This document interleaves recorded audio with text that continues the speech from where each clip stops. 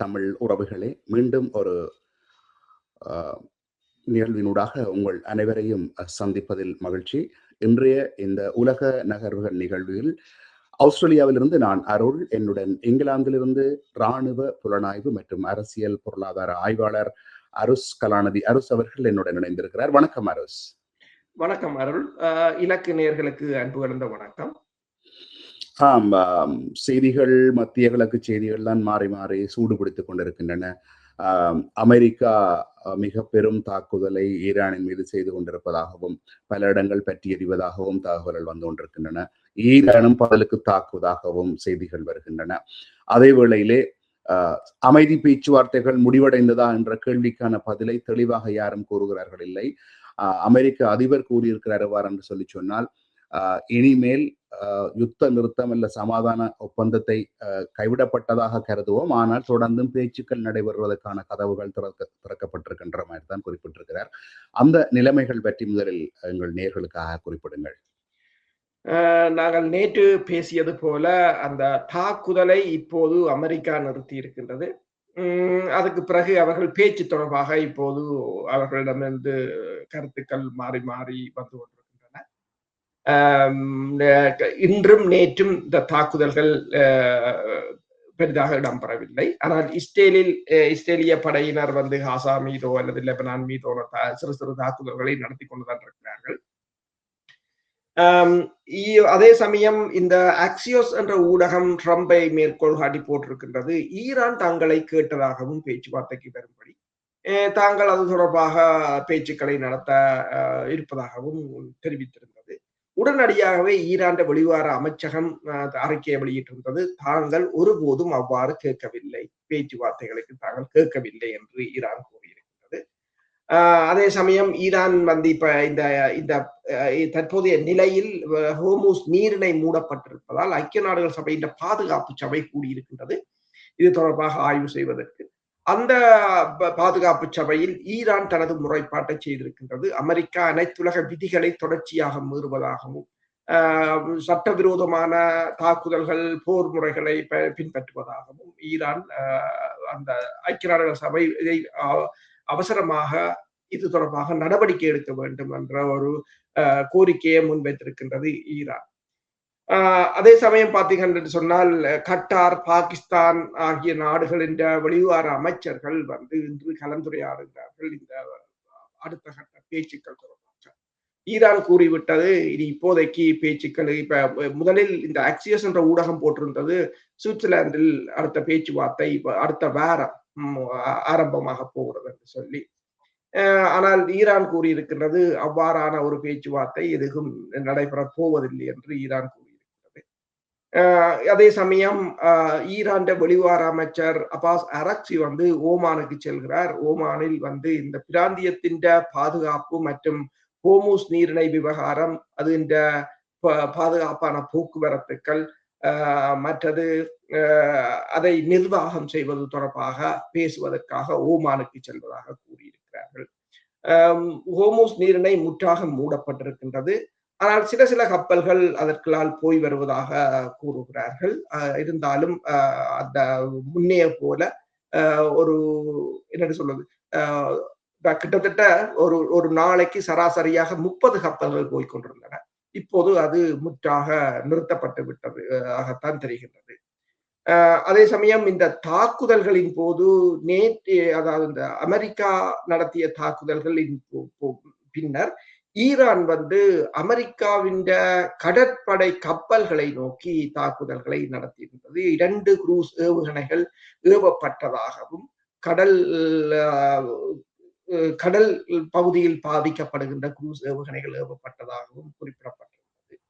இப்போது அமெரிக்கா கூறுகிறது என்னென்று சொன்னால், அதாவது அமெரிக்காவை சேர்ந்த இந்த நியூஸ் மேக்ஸ் என்ற ஊடகம் தெரிவித்திருக்கிறது என்று சொன்னால், ஈரானுக்கு எதிரான இராணுவ நடவடிக்கையின் ஆரம்ப வாரங்களில் அமெரிக்காவின் நீர் நிலம் சார்ந்த தாக்குதல் கப்பல், அதை வந்து அம்பிபிஎஸ் அசால்ட் ஷிப் என்று சொல்றது, அந்த அம்பிபிஎஸ் ஷிப் வந்து ஒன்று செயலிழந்திருக்கின்றது. எங்களுக்கு தெரியும் அந்த தாக்குதல், அதாவது ஹாக் தீவுகளை கைப்பற்றுவதற்காக ட்ரிப்போலி என்ற கப்பலும் அதுவும் வந்து இந்த நீர்நிலம் சார்ந்த தாக்குதல் கப்பல் அம்பிபிஎஸ் ஷிப் தான் அதுவும். அதுவும் மற்றது இந்த யுஎஸ்எஸ் பாக்ஸர் என்ற கப்பலும் போயிருந்தன இந்த ஈரானை நோக்கி. இப்ப கூறுகிறார்கள், இந்த நியூஸ் மேக்ஸ் என்ற செய்தி நிறுவனம் கூறுகிறது என்று சொன்னால், ஈரான் மீது அமெரிக்கா கடற்படை முற்றுகையை விதித்திருந்ததும் காக் தீவை கைப்பற்றும் சாத்தியக்கூறுகளுக்காக அங்கு அனுப்பப்பட்ட யுஎஸ்எஸ் பாக்ஸர் என்ற இந்த கப்பல் மின் உற்பத்தி அமைப்பில் ஏற்பட்ட கோளாறு காரணமாக பயன்பாட்டிலிருந்து நீக்கப்பட்டிருக்கு. பயன்பாட்டிலிருந்து நீக்கப்பட்டிருக்கிறது என்று சொன்னால் கிட்டத்தட்ட அது உதவாதன்றதுதான். அதில் இது ஒரு பிரயோசனம் இல்லை என்ற ஒரு நிலையாகத்தான் இருக்கு. இதற்கு முதல் உங்களுக்கு தெரியும் யுஎஸ்எஸ் ஜெரால்ட் 4, அது ஒரு மிகப்பெரிய விமானம் தாங்கி கப்பல். அதுவும் நீர் நின்ற போது இந்த லோன்ட்ரி பகுதியில் ஏற்பட்ட தீ விபத்து காரணமாக சொல்லி அதை பிறகு கொண்டு சென்று கிரீஸுக்கு கொண்டு போய் அங்கு வைத்திருந்து கொண்டு சென்றார்கள். அதுக்கு என்ன நடந்தது தெரியாது. ஆனால் அதுக்கு பிறகு ஊடகவியலாளர்கள் படங்களை போட்டிருந்தார்கள். அது மிகப்பெரிய சேதம், இது லோன்ட்ரி ஃபயராக இருக்க முடியாது என்ற தான் கூறியிருந்தார்கள். அது அப்படியே போய்விட்டது. இப்போது இந்த கப்பலும், ஆனால் ஈரான் பல தடவைகள் கூறியிருக்கின்றது, தாங்கள் அமெரிக்காவின் கப்பல்களை தாக்கி இருக்கிறோம், அழித்திருக்கின்றோம், தாக்குதல் நடைபெற்றிருக்கிறது என்றெல்லாம் கூறியிருக்கிறார்கள். ஏனென்று சொன்னால் இதுல ஒன்றை நாங்கள் விளங்கிக் கொள்ள வேண்டும், ரஷ்யாவின் கப்பல்களும் தாக்கப்படுகின்றன, இந்த ஆள் இல்லாத தாக்குதல் விமானம். அப்ப ரஷ்யாண்ட கப்பல்கள் சிலது தாக்கி அழிப்ப, மொஸ்கோவான்ற கொடி கப்பல் கூட தாக்கி அழிக்கப்பட்டது ஏவுகணையால். ரஷ்யா அதை ஒப்புக்கொண்டிருந்தது. அது ஒரு கொடி கப்பல், அந்த கடல் பிளாக் சி ஃபிளீட், அதாவது ரஷ்யாவின் கருங்கடல் பகுதியின் கடற்படை பிரிவின் கொடி கப்பலே தாக்கப்பட்டது. அப்ப அதே மாதிரி தான் இப்ப ரஷ்யாவிட்ட இருக்கிற அதே ஏவுகணை எதிர்ப்பு தொழில்நுட்பங்கள்லாம் அமெரிக்காட்டும் இருக்கு. ஆனால் அப்ப ரஷ்யாண்ட கப்பலை தாக்க முடியும் என்று சொன்னால் அமெரிக்காண்ட கப்பலையும் தாக்க முடியும். என்று சொன்னால் சீனாவின் கடல் ஏவுகணைகளையும் ஈரான் கொண்டிருக்கின்றது, அவர்களின் தொழில்நுட்பத்தையும் கொண்டிருக்கின்றது. ஆனால் இவர்கள் அமெரிக்காவை பொறுத்தவரையில் எல்லாவற்றையும் இந்த விபத்துக்களாகவும் அதே போல அந்த இவை அனைத்தும் தற்செயலாக நிகழ்வது போலவும் தான் காட்டுகின்றன. அதே சமயம் கிரீஸ் பகுதியில் வந்து இன்று F-16C ரக தாக்குதல் விமானம் ஒன்று இந்த ஜகின்ஸ்கோஸ் இன்டர்நேஷனல் ஏர்போர்ட்ல வந்து அவசரமாக தரையிறங்கியதாகவும், ஆனால் பின்னர் அது வந்து தீப்பற்றி எரிந்ததாகவும் தகவல்களை போட்டிருக்கிறார்கள், படங்களையும் போட்டிருக்கிறார்கள். அதுவும் கிட்டத்தட்ட அங்க கிரீஸ்ல இருந்தும் அவர்கள் வளைகுடா போரில் அதுல கிரீஸ்ல இருக்கிற தளத்தில் இருக்கிற விமானங்களை இவர்கள் பயன்படுத்துவது. ஆனால் அதில் என்ன நடந்தது என்றதும் தெரியாத விடயமாகத்தான் இருக்கின்றது. வளைகுடாவில் பல தாக்குதல்கள், பல சேத விவரங்கள் தொடர்பான விவரங்கள் வந்து ஒரு மர்மமாகத்தான் இருக்குது. இந்த இடத்திலே வந்து சில முக்கியமான சில செய்திகளை நாங்கள் தொட்டு செல்லுவோம். இஸ்ரேலின் பிரதமர் நெத்தன்யாகு கூறியிருக்கிறார் வந்து அமெரிக்க அதிபர் டொனால்ட் ட்ரம்பை கொலை செய்வதற்கு ஈரான் திட்டமிட்டிருக்கிறது, கவனமாக இருக்குமாறும். அதே வேளையிலே வழக்கமாக அதாவது அமெரிக்க அதிபர் பயணம் செய்கின்ற அந்த 747-8 என்கின்ற விமானத்தை சில வருடங்களுக்கு முன்னர் கத்தார் நாடு அவருக்கு அன்பளிப்பு செய்திருந்தது. அந்த விமானத்தில் தான் இப்பொழுது அவர் சர்வதேச பயணங்களை மேற்கொண்டு வருகிறார். ஆனால் திடீரென்று நேற்று அந்த விமானத்திலே பயணம் செய்ய வேண்டாம், நீங்கள் முன்னர் பயணம் செய்கின்ற பழைய விமானத்திலேயே பயணம் செய்யுங்கள், உங்கள் உயிருக்கு அதிலே ஆபத்தாக ஏதோ சதித்திட்டம் தீட்டப்பட்டிருக்கின்றது என்று சொல்லியும் தகவல்கள் வருகின்றன. அதே நேரத்திலேயே ட்ரம்ப் வந்து தனது உயிர் எழுதுவது போல தான் இறந்தால் என்ன நடக்கும் என்ற சில தகவல்களையும் கூறியிருக்கிறார். அது சம்பந்தமான விவரங்களையும் ஒரு நேயர்களுக்கு கொஞ்சம் தெளிவாக விளக்குங்கள். இஸ்ரேல் திடீரென்று நேற்று ஒரு தகவலை வெளியிட்டிருந்தது. அதாவது ட்ரம்ப் இந்த உயிருக்கு ஆபத்து என்று கூறியிருக்கிறது. அது யாரால் ஆபத்து என்று சொன்னால் ஈரானால் ஆபத்து. ஆனால் ஈரான் இதுவரையில் நீங்கள் பார்க்கலாம், வெளிநாடுகளில் எந்த ஒரு படுகொலைகளையும் ஈரான் செய்ததில்லை. மீண்டும் மீண்டும் கூறியிருக்கின்றது. ஈவன் கனடாவில் ஹர்தீப் சிங் மீதான படுகொலை 2023ஆம் ஆண்டு இடம்பெற்ற அந்த படுகொலை தொடர்பான தீர்ப்பு இந்த வாரம் அமெரிக்க நீதிமன்றத்தில் கொண்டு வரப்பட்ட கொண்டு வரப்பட்டிருக்கிறது. அது இந்தியாவை சேர்ந்த 3 அதில் குற்றவாளிகளாக அடையாளம் காணப்பட்டிருக்கிறார்கள். அப்போது கனடாவின் பிரதமர் ஜஸ்டின் ட்ரூடோ இந்தியாவை நேரடியாகவே கூறியிருந்தார். இந்தியா தான் இதை செய்தது என்று. இரு நாடுகளுக்கும் இடையில் பலத்த ராஜதந்திர மோதல்கள் ஏற்பட்டிருந்தது. அப்படி இந்தியாவை கூட சொல்கிறார்கள் வெளிநாடுகளில் இவ்வாறு செய்வது. ஆனால் ஈரானுக்கு அவ்வாறான வரலாறுகள் இல்லை இதுவரை காலம். ஆனால் இஸ்ரேல் இப்போது அதை சொன்னுகிறது என்று சொன்னால், இது இந்த டபுள் கேம் என்று சொல்வது என்னென்று சொன்னால், ஒருவரை முதல் ஒரு கதையை பரப்பி விட்டு தாங்கள் அதை செய்வது, வேறு இரகசியமான ஆட்களை வைத்து அதை செய்து முடித்தால் முதலில் கூறிய அவர்தான் செய்தது என்று கொண்டு வந்து, அதாவது கோலின் பவல் ஒரு சின்ன குப்பியை வச்சு கொண்டு சதாம் ஹுசேன் 45 நிமிஷத்துக்குள்ள அமெரிக்காவையும் பிரித்தானியாவையும் அழிப்பார் என்று சொல்லி ஈரானை அழித்தது போன்ற ஒரு தோற்றப்பாட்டை மேற்கொள்வதாகத்தான் இன்னைக்கு பார்க்க தெரிகின்றது. அவர்கள் கூறியிருக்கிறார்கள் ட்ரம்புக்கு, அதாவது ட்ரம்ப் மீதான படுகொலைகளை அவர்கள் மேற்கொள்ளலாம் என்று. அதே போல நீங்கள் சொன்னது போல இந்த போயிங் 747 அந்த விமானத்தை வந்து கட்டார் அண்மையில் $300 மில்லியன் பெறுமதியான விமானத்தை அன்பளிப்பாக வழங்கியிருந்தது. ஆனால் அதில் அவர் பயணம் செய்தாலும் இப்போது அதை கூறியிருக்கிறார்கள் அது பாதுகாப்பற்றது என்று கூறி வேறு விமானத்தில் பயணித்ததாகவும் கூறியிருக்கிறார். பிறகு இன்று ஒரு செய்தியை பார்த்தேன். அவர்கள் கூறுகிறார்கள் ட்ரம்ப் வந்து தான் இறந்தால் என்ன செய்ய வேண்டும் என்பதை சொல்லி இருப்பதாகவும், எந்த நாடு என்று குறிப்பிடவில்லை அந்த ஊடகத்தில். அந்த நாட்டில் ஒருவர் கூட இருக்கப்படாது, அவ்வளவு அந்த நாட்டையே அழித்து விட வேண்டும் என்று அவர் பல உத்தரவுகளை பிறப்பித்திருக்கிறார். ட்ரம்பின் மீதான கொலை முயற்சி 3 தடவைகள் இடம்பெற்றிருக்கின்றன. ஆனால் 5 தடவை அவர் கூறியிருக்கிறார்கள். 3 தடவைகள் அது செயல்திட்ட ஆக்களையும் கைது செய்கிறார். முதலாவது பென்சில்வேனியாவில் அவர் என்ற பிரச்சார கூட்டத்தில் துப்பாக்கி சூடு, அது அவர் காதில் காயமடைந்திருந்தார். பிறகு வந்து அவற்றை கோல்ஃப் கிளப்பில் அவர் விளையாடிய போது, இது முதலாவதுக்கு வருகிறேன், பென்சில்வேனியாவில் இடம்பெற்ற தாக்குதலில் அது வந்து அமெரிக்கர் தான் அதை மேற்கொண்டார். அவருக்கும் ஈரானுக்கும் எந்த தொடர்பும் இல்லை. ஆனால் அவர் எந்த பின்புலம் என்பதையும் அவர்கள் விசாரிக்காமல் விட்டுவிட்டார்கள். அவர்கள் சொல்லவில்லை அவர்கள் ஏன் சுட்டார், எதற்கு சுட்டார் என்று. அவரும் இறந்து விட்டார். அதற்கு பிறகு இரண்டாவது வந்து இந்த எங்கே சொன்னால் கோல்ஃப் கிளப்ல, அதுல வந்து ஒரு கைது செய்யப்பட்டவர் ஒரு உக்ரைனியர். அவர் உக்ரைன் சார்பாக, ஆனால் உக்ரைன் சார்பாக என்று ஊடகங்கள் சொன்னது அதோடு அது மலங்கிவிட்டது. அதுக்கு பிறகு அதுல எந்த அதுக்கு பிறகு அண்மையில் அவர் அந்த கூட்டம் ஒன்று இடம்பெற்ற போது ஒருவர் அந்த கூட்டத்துக்கு நுழைந்ததாகவும், ஆனால் அவரையும் மனநலம் பாதிக்கப்பட்டவர் அல்லது ஒன்று முடித்தார்களே தவிர அதை வெளிநாடுகளுடனோ ஏன் என்றது அந்த இதுதான் 3 நடந்தது. இந்த 3லும் கூட ஈரானுக்கு பற்றிய எந்த விதமான கருத்துக்களும் அங்கு சொல்லப்படவில்லை. இப்போது கேள்வி என்னவென்று சொன்னால், இப்போது இஸ்ரேல் இதை கூறுகிறது என்று சொன்னால், இப்போது இஸ்ரேலுக்கு பிரச்சனையாக இருப்பது இந்த போர். நாட்கள் ஓடிக்கொண்டிருக்கின்றன. அக்டோபர் தேர்தல் வரப்போகிறது. நெத்தனியாவு தேர்தலில் நிற்க வேண்டிய ஒரு நிலை வரப்போகிறது. அப்ப ஏதாவது ஒன்றை அவசரமாக செய்ய வேண்டிய ஒரு கட்டாயம் இருக்கிறது. இது ஒரு மிகப்பெரிய ஒரு ஆபத்தான விளையாட்டுக்குள் போயிருக்கிறார்கள் எல்லோரும் என்றுதான் எண்ணத்தோடு சொல்வது. தமிழிலே கோல் மூட்டுதல் அல்ல சிண்டு முடிதல் என்று சொல்லுவார்கள். 2 பேரை சும்மா இருப்பவர்களை கூட 2 பேரை முருகல் நிலையை ஏற்படுத்தி வைத்திருப்பது.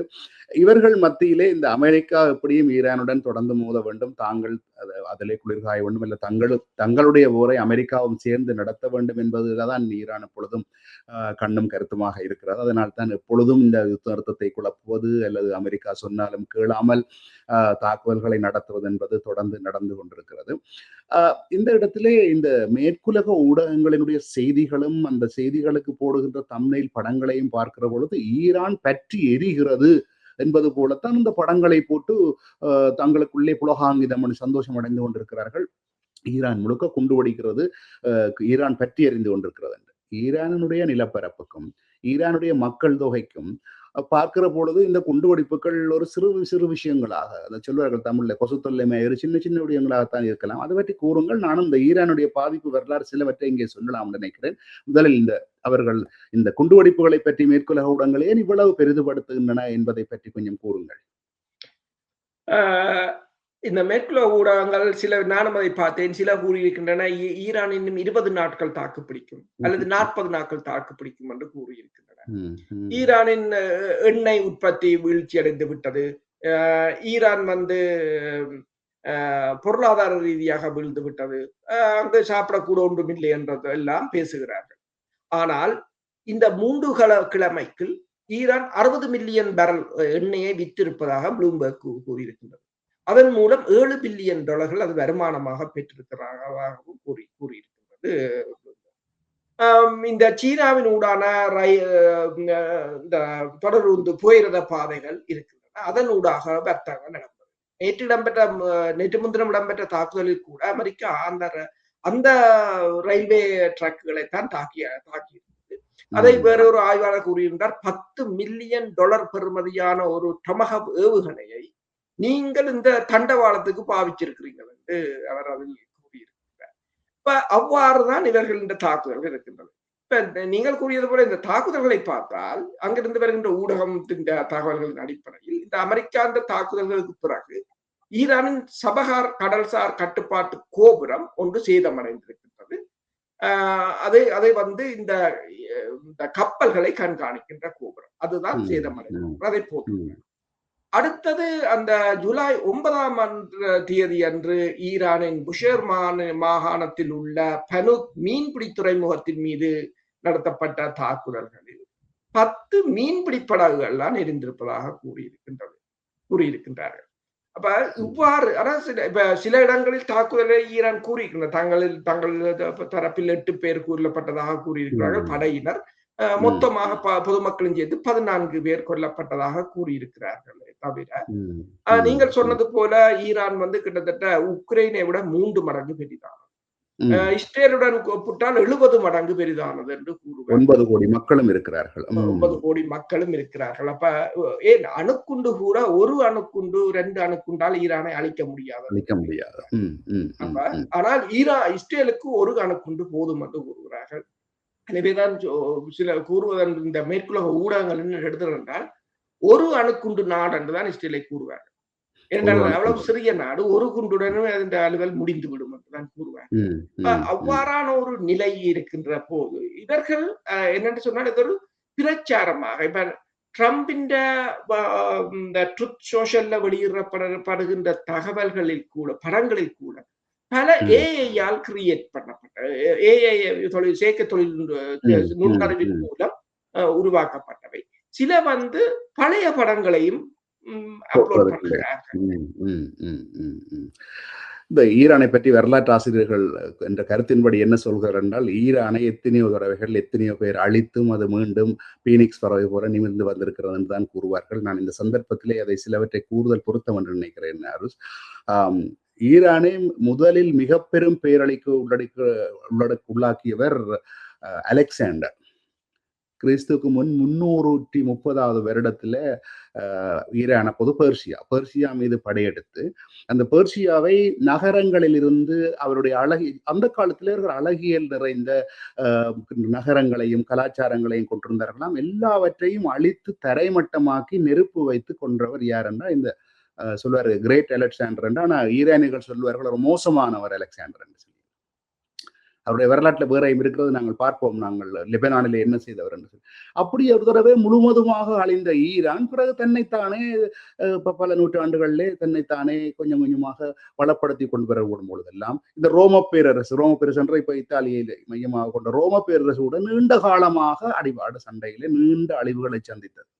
அப்படிதான் கிட்டத்தட்ட கிறிஸ்துக்கு பின் 600வது நூற்றாண்டு இந்த 630 சவுதி அரேபியா படையெடுப்பு காரணமாக அமைந்தது அப்பொழுது இந்த ரோமானியாவோட ஒரு கடைசியா ஒரு மோசமான யுத்தத்துல களைத்து போயிருந்த நேரத்துல தான் சவுதி அரேபியா ஈரானை கைப்பற்றி முழுமையாக ஈரானை கைப்பற்றி அந்த மன்னரை கொன்று அப்பொழுதுதான் இஸ்லாம் மதம் ஈரானுக்குள் வருகிறது. பல நேயர்கள் எங்களுடன் கீழே கமெண்ட்ல எழுதுவார்கள், ஒரு இஸ்லாமிய நாட்டுக்கு நீங்கள் சப்போர்ட் பண்ணுகிறார்கள். இல்லை, உண்மையில ஈரானுடைய உண்மையான மதம் சௌஹாஸ்ட்ரா மதம், சௌஹாஸ்ட்ரினிசம் என்றும் சொல்லுவார்கள்.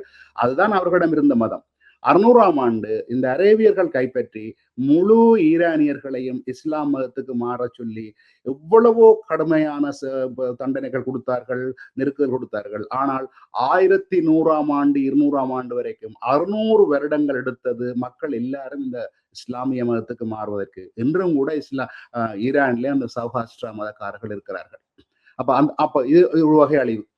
ஆனால் இந்த மக்கள் இந்த இஸ்லாம் மதத்தை விரும்பி அல்ல, விருப்பம் இல்லாமல் திணிக்கப்பட்டு ஏற்றுக்கொண்டதுக்கு பிறகு 1200ஆம் ஆண்டுக்கு பிறகுதான் முழுமையான இஸ்லாம் மதத்துக்கு மாறி இன்னும் அந்த நாட்டில் 20-30,000 பேர் இந்த சௌஹாஸ்ட்ர மதக்காரர் இருக்கிறார்கள். ஆனால் அதை விட கூடியவர்கள் இந்தியாவில் இருக்கிறார்கள். அதை பற்றி பின்னொரு தடவை பார்ப்போம். 1300களில் மீண்டும் இந்த செங்கிஸ்தான் என்ற இந்த செங்கிஸ்தான் என்பவர் மங்கோலிய பேரரசு. அவர் தாக்குவதன் மூலம் திருப்பி அழிச்சு கொண்டே அவரோட அரக்கர்கள் என்று சொல்வார்கள் மக்களையும் கொலை செய்து இந்த நகரங்களை எல்லாம் அழிச்சு ஒன்றுமில்லாமல் பண்ணதிலிருந்து திரும்பியும் அவர்கள் அதிலிருந்தே மீண்டு வந்தார்கள் என்றெல்லாம் வரலாறு இருக்கிறது. அவ்வாறெல்லாம் ஆனால் இந்த மங்கோலியர்கள் என்ன செய்தார்கள் கொஞ்ச காலத்துக்கு பிறகு இந்த ஈரான்ல ஈரானுடைய கலைகள் அவருடைய பண்புகள் எல்லாவற்றையும் கண்டதுக்கு பின்னர் அவர்களே மனம் மாறி தாங்கள் அந்த நாட்டிலே இருந்து அந்த மக்களுடன் சேர்ந்து வாழ துவங்கினார்கள் என்று அப்படி ஒரு ஈரானிய மக்களுக்கு ஒரு பண்பாடு இருக்கிறது என்று சொல்லி அப்படியாக பல வரலாறுகளிலே பல அழிவுகளை சந்தித்த இந்த ஈரான் இப்பொழுது நீங்கள் வரும் சில குண்டுகளுக்கு ஈரான் அழிந்து விடும். அதான் ஈரான் சொல்கிறது, வாழ்வது ஒரு முறை சாவது ஒரு முறை, அதனை நாங்கள் எதிர்கொண்டு சாவோம் தான் இந்த அண்மையில கூட அந்த போர் தொடங்கும் பொழுது கூறினார்கள். அவ்வாறு ஈரானின் மீது நீங்கள் இவ்வளவு பெரிய நிலப்பரப்பையும் கொண்ட மக்கள் எண்ணிக்கை கொண்ட ஈரான் மீது அங்கங்கே சில குண்டுகளை போட்டுவிட்டு ஈரான் அழிகிறது எரிகிறது என்பதெல்லாம் ஒரு பொய்யான வாதம். இந்த யுத்தத்திலையும் கூட ஈரானை வெற்றி பெறுவது என்பது அமெரிக்காவால் முடியுமா என்பது தெரியவில்லை. நீங்கள் கற்பனை செய்கின்ற ஈரானை அழித்தது என்பதை அழிக்கவும் முடியாது. அதுக்கு நல்ல உதாரணம் இந்த ஈரான் தலைவரனுடைய இந்த இறுதி நிகழ்விலே பங்கு கொண்ட மக்களும் அந்த மக்கள் வெளிப்படுத்திய உணர்வுகளும் முக்கியமாக இருந்தன. இந்த பதிவு செய்த கொஞ்சம் நேரம் எடுத்ததற்காக நேயர்கள் மன்னித்துக் கொள்ளவும். சில வரலாறுகளை நாங்கள் கூற வேண்டும் என்பதற்காக நான் இந்த நேரத்தை எடுத்துக்கொண்டேன். கூறுங்கள் அரோஸ். உண்மைதான். என்று சொன்னால் இதற்கு அந்த வரலாறுகளையும் சொல்லிக் கொண்டு போவது மக்களுக்கு உண்மையில் ஒரு நல்லது, அதை ஒரு தகவலாக இருக்கும். இரண்டால் இந்த தகவல்களை எல்லாம் தேடி எடுப்பதற்கு இவ்வளவோ நேரம் எடுக்கும். சிலருக்கு அதை தேடுவதற்கான நேரமும் கிடைக்காது. இவ்வாறான அந்த செய்திகளுக்குள்ளேயே அந்த சிறிய வரலாறுகளையும் கூறும் போது ஒரு நல்ல ஒரு சிந்தனை பள்ளியாக இருக்கும் இந்த நிகழ்வு என்றது நல்லது. இப்பொழுது நாங்கள் மீண்டும் வருவோம். இங்கே அதாவது ஒரு பக்கம் இந்த ஈரான் யுத்தம், அமெரிக்காவுடனான யுத்தம், இஸ்ரேலினுடைய லெபனான் யுத்தத்துக்கு மேலதிகமாக திடீரென்று ரஷ்யாவுக்கும் உக்ரைனுக்கு இடையிலான இந்த யுத்தம் முதல் கூடியது போல கூறுகிறோம் மீண்டும் வேகம் எடுத்திருக்கிறது. இது இங்கே ஓய்ந்ததனால் அதன் தாக்கம் அதிகமாக அங்கு இருக்கிறதா, அல்லது இந்த சந்தர்ப்பத்தை பயன்படுத்தி கொண்டே ரஷ்யாவை பலவீனப்படுத்த அமெரிக்காவும் நேட்டோ நாடுகளும் முயல்கின்றனவா? அங்கே நிறைய மக்கள் இழப்புகள், பொருளாதார இழப்புகள், குறிப்பாக இந்த எண்ணெய் வயல்கள், எண்ணெய் இடங்கள் தாக்கப்பட்டிருப்பதாக தகவல் இருக்குன்னா அது பற்றி கொஞ்சம் தகவல்களை கூறுங்கள். என்னென்று சொன்னால் ரஷ்யா மீதான தாக்குதல்களை, ரஷ்யாவின் பொருளாதாரத்தை, ஏனென்று சொன்னால் இந்த போர் ஆரம்பித்த போது 2022ஆம் ஆண்டு ரஷ்யாவின் நாணயம் ரூபில் பைடன் ரபிள் என்று கூறியிருந்தார். என்னென்று சொன்னால் அது ஒரு குப்பையாக போகிறது என்று கூறியிருந்தார். ஆனால் கடந்த 2 வருடங்களில் உலகிலேயே பெஸ்ட் பெர்ஃபார்மன்ஸ் கரன்சி என்று சொல்லி ரஷ்ய நாணயத்தை தான் கூறினார்கள். அது முதலில் $120 $120 வீழ்ச்சி கண்டிருந்தது. பிறகு அது 70 தன்னை திருப்பி அந்த ஸ்டேபிளுக்கு வந்திருந்தது. அது ரஷ்யாவின் பொருளாதாரம் மற்றது அவர்கள் அது தொடர்பான தங்கள் உத்திகளை உடனடியாக மாற்றி அதை ஈடு செய்ததுதான். அப்ப இப்ப அவர்களுக்கு என்ன பிரச்சனை என்று சொன்னால் இந்த ரஷ்யாவின் போருக்கான பொருளாதாரத்தை அளிக்க முடியவில்லை. ஏனென்றால் இந்த பனிப்போர் காலத்தில் நேட்டோ உருவாக்கப்பட்டது ரஷ்யாவை அழிப்பது. ஆனால் நேட்டோ ஒரு துப்பாக்கி சூடு நடத்தாமலே ரஷ்யா சோவியத் ஒன்றியம் வீழ்ந்தது என்று சொன்னால் பொருளாதாரம் வீழ்ந்தது. அதுதான் பிரச்சனை. இந்தியாவுடன் அரிசியை கடன் வாங்கியது சோவியத் ஒன்றியம். அப்போதுதான் புட்டின் பதவிக்கு வந்தார்.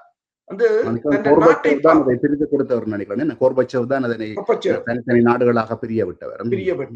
அதுக்கு பிறகு அவர் பார்த்தது, அப்போது புட்டினை பொறுத்தவரை அவர் கேஜிபியில இருந்தாலும் டாக்ஸி ஓடிக்கொண்டிருந்தார் என்று கூறுவார்.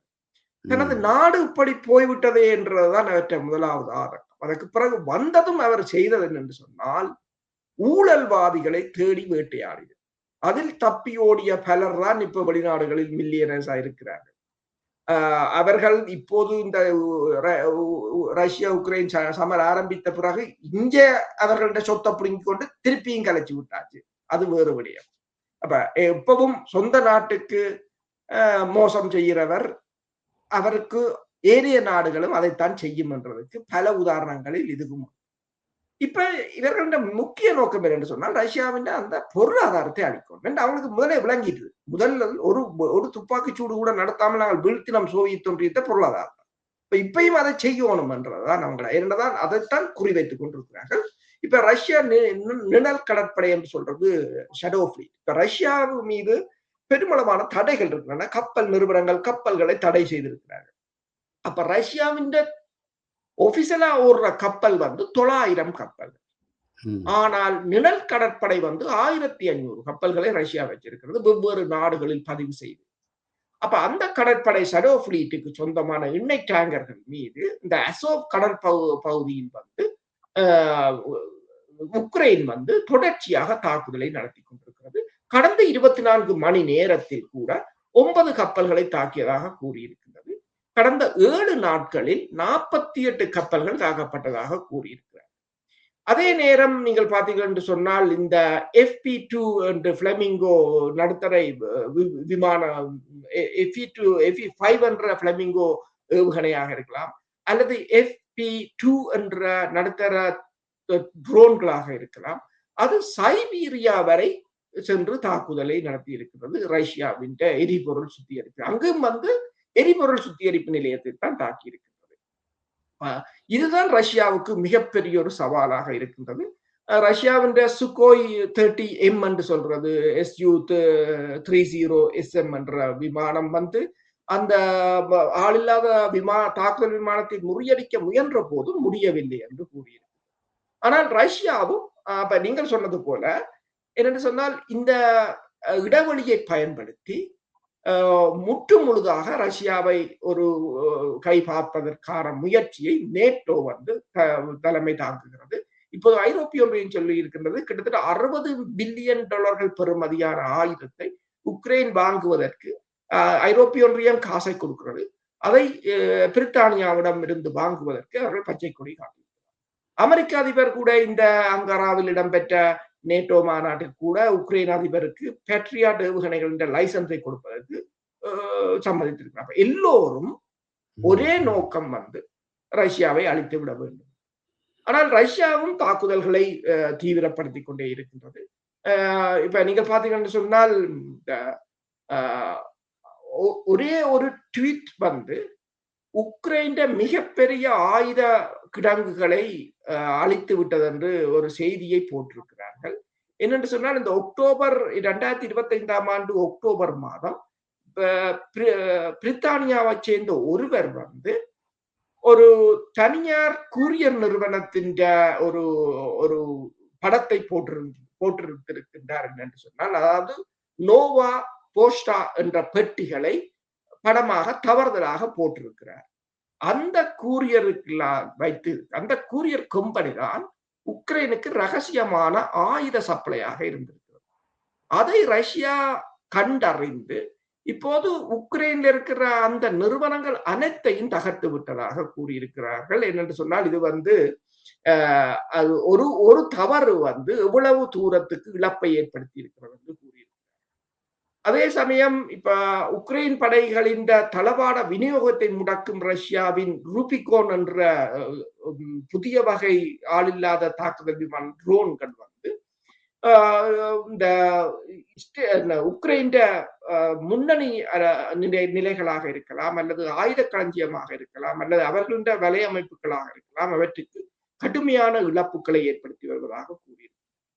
இப்ப அமெரிக்கா இந்த போரில் ஈடுபடவில்லை என்று கூறினாலும் இலோன் மஸ்கின் ஸ்டார்லிங் தான் உக்ரைன் அந்த செயற்கைக்கோள்களை ஒருங்கிணைத்து இந்த தாக்குதல்களை நடத்துவதற்கு அதைத்தான் பயன்படுத்துகிறார். ஒரு மாதத்துக்கு பென்டகன் இந்த இலோன் மஸ்க்கு $145 மில்லியன் வழங்குகிறது அந்த சேவைக்காக. அதை சொல்வதாக. எல்லாவற்றையும் இவர்கள் தான் செய்கிறார்கள். ஆனால் இப்ப தற்போதைய தகவல்களின் அடிப்படையில் ரஷ்யா புதிதாக ஒரு சாஃப்ட்வேரை கண்டுபிடித்திருக்கின்றது. இந்த இந்த ஸ்டார்லிங்கை ஜாம் பண்ணுவதற்குரிய முற்றுமுழுதாக எவ்வாறு பிளைண்டாக அதை மாற்றலாம். அதாவது புதிய தொழில்நுட்பங்களாக இருக்கலாம், ட்ரோன்களாக இருக்கலாம், ஆயுதங்களாக இருக்கலாம், எல்லாம் அதாவது இந்த ஐரோப்பிய ஒன்றியம் தனது வளங்கள் அனைத்தையும் ஒன்று குவித்து இப்போது ரஷ்யா மீதான தாக்குதல்களை தீவிரப்படுத்தி இருக்கிறது. நீங்கள் ஒவ்வொரு நாளும் பார்க்கலாம், எண்ணெய் குதங்கள் எரிந்து கொண்டுதான் இருக்கின்றன தொடர்ச்சியாக. ஆம், இப்பொழுது ஒரு ஒரு ஒரு விடயம் தெரிகிறது என்னவென்று சொல்லி சொன்னால், உலகத்திலே எந்த கப்பலும் எந்த கடலினூடாக சென்றாலும் இந்த சிறிய விலை குறைந்த ட்ரோன்களை வைத்து தாக்க முடியும் என்கின்ற ஒரு செய்தி ஒரு பலமான செய்தியாக இருக்கிறது. ஏனென்று சொன்னால், நாங்கள் ஒவ்வொரு கப்பலில் தாக்கினோமாக இருந்தால் மற்ற நாடும் இன்னொரு கப்பலை தாக்குவதற்கு எட்டிக்கு போட்டியாக செய்யும். அதான் டிட்டோட்டட் என்று சொல்லி பாவித்திருக்கிறார்கள். ஈரான் தாக்கினா நாங்கள் தாக்குவோம், நாங்கள் தாக்கினா ஈரான் தாக்கும் என்று சொல்லி சொல்லல. இனிமே கடல்ல போகிற எந்த கப்பல்களுக்கும் பாதுகாப்பு இல்லை. அதை நாங்கள் ஒருவருக்கு தாக்கினா மற்றவர்களுக்கு தாக்குவார்கள் என்று சொல்லி தாக்காமல் விட்டால் அன்றி எந்த கப்பலும் பாதுகாப்பாக பயணம் செய்யக்கூடிய சூழல் இப்பொழுது இல்லை. அதற்கான தொழில்நுட்பம் தான் உருவாகி இருக்கிறது. அந்த தொழில்நுட்பத்திலே குறிப்பாக ஈரான் முன்னணி வகிக்கிறது. ரஷ்யாவும் அதிலே நிறைய ட்ரோன்களை வைத்திருப்பதாக கூறுகிறீர்கள் நீங்கள். இன்னொரு ஆய்வில் இதை பற்றி நாங்கள் பேசுவோம். இத்துடன் இன்றைய நிகழ்வை இன்று நாங்கள் முடிவு செய்து கொள்கிறோம். மீண்டும் ஒரு நிகழ்வில் உங்கள் அனைவரையும் சந்திக்கும் வரை உங்களிடமிருந்து விடைபெறுகின்றோம். நன்றி, வணக்கம். நன்றி, வணக்கம்.